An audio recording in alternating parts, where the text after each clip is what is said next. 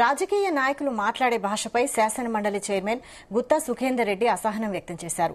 రాజకీయాల్లో భాషా వ్యవహారం పూర్తిగా దిగజారిందని, ప్రతి నాయకుడు ఆత్మ పరిశీలన చేసుకోవాల్సిన అవసరం ఎంతో ఉందన్నారు. పార్టీలకు అతీతంగా రాజకీయ నాయకులు మాట్లాడే భాష మార్చుకోవాలని, మాటల ద్వారా గౌరవాన్ని నిలుపుకోవాలని సూచించారు.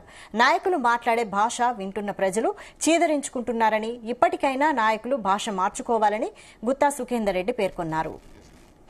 రాష్ట్ర ప్రభుత్వం నాగార్జున సాగర్ రెండవ కాలువకు కానీ, ఏఎంఆర్ ప్రాజెక్టు కానీ సాగునీరు విడుదల చేయడం చాలా సంతోషం. ప్రస్తుతం జరుగుతున్నటువంటి రాజకీయ పరిణామాలలో రాజకీయ నాయకులు వాడేటువంటి భాష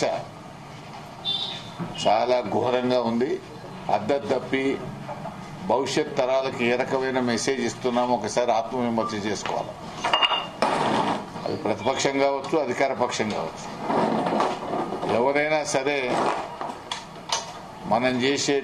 మనం మాట్లాడేటువంటి ప్రతి పదం ప్రజల్లోకి వెళ్తుంది. ఇప్పటికే రాజకీయ నాయకులు అంటే ప్రజలు ఒక ఈసడింపు ధోరణి ఉంది. దాన్ని ఇంకా పెంచేటువంటి పద్ధతుల్లో వ్యవహరించడం అనేటువంటిది మంచి పద్ధతి కాదు. దురదృష్టం ఏంటంటే మాది పెద్దల సభ.